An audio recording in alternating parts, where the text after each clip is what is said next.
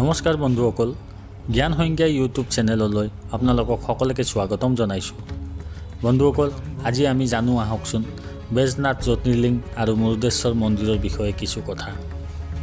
লংকাপতি ৰাৱণৰ ভুলৰ বাবে কৰ্ণাটকত আৰৱ সাগৰৰ নিচেই কাষত অৱস্থিত হৈছিল ভগৱান শিৱৰ পৃথিৱীৰ দ্বিতীয় উচ্চতম প্ৰতিমাৰ মন্দিৰ। বন্ধুসকল, ভগৱান শিৱৰ মন্দিৰ বিশ্বৰ সকলো ঠাইতে আছে। ভগৱান শিৱৰ এনেকুৱা কেইবাটাও মন্দিৰ আছে যিবোৰ পৌৰাণিক গ্ৰন্থসমূহৰ লগত সম্বন্ধিত।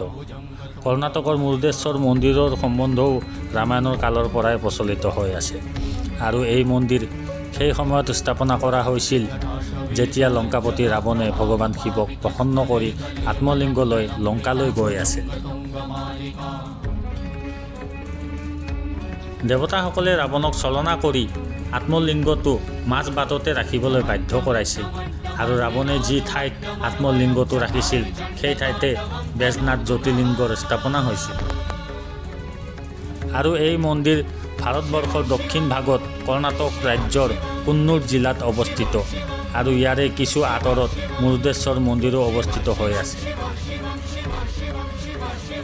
এই মন্দিৰ আৰৱ সাগৰৰ গাতে লাগি আছে আৰু ইয়াৰ প্ৰাকৃতিক জলবায়ু অতি সুন্দৰ হোৱাৰ বাবে যিকোনো ব্যক্তি অতি সোনকালে ইয়াৰ আকৰ্ষণৰ কেন্দ্ৰবিন্দু হৈ পৰে। ৰামায়ণৰ কালত ৰাৱণে যেতিয়া ভগৱান শিৱৰ তপস্যা কৰি ভগৱান শিৱক প্ৰসন্ন কৰি অমৰত্বৰ বৰদান বিচাৰিছিল, তেতিয়াই ভগৱান শিৱই তেওঁক এটা শিৱলিংগ বৰদান হিচাপে প্ৰদান কৰিছিল, যাক আত্মজ্যোতিৰ্লিংগ বুলি কোৱা হয়। আৰু ভগৱান শিৱই এই কথাও কৈছিল, এই আত্মলিংগটো যিটো ঠাইত ৰাখিবা তাতে স্থাপিত হৈ যাব। যদি তুমি অমৰ হ'ব বিচাৰা তেন্তে ইয়াক লংকাত গৈহে স্থাপিত কৰিবা।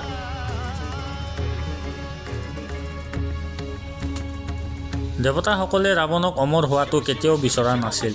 সেইবাবে ভগৱান বিষ্ণুৱে ছলনা কৰি সেই আত্মলিংগটো মাজ বাটতে ৰাখিবলৈ বাধ্য কৰাইছিল। আৰু যেতিয়া ৰাৱণে ভগৱান বিষ্ণুৰ ছলনাৰ মহিমা বুজিব পাৰিছিল, তেতিয়াই ক্ৰোধিত হৈ আত্মলিংগটো সেই ঠাইৰ পৰা উঠাই নিয়াৰ চেষ্টা কৰি বিফল হোৱাত সেই লিংগটো ভাঙি পেলোৱাৰ চেষ্টা চলাইছিল।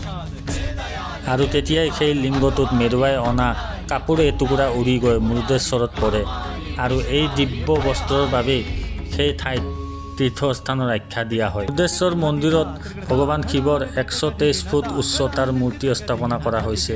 এই মূৰ্তি বিশ্বৰ দ্বিতীয়তম উচ্চ মূৰ্তিৰ গণনাৰ ভিতৰত ধৰা হৈছে।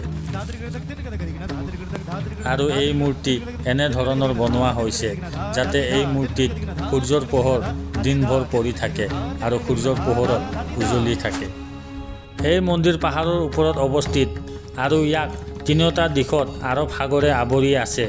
সেউজীয়া পাহাৰ পৰ্বত আৰু সাগৰৰ বাবে এই ঠাই দেখিবলৈ অতি আকৰ্ষণীয়।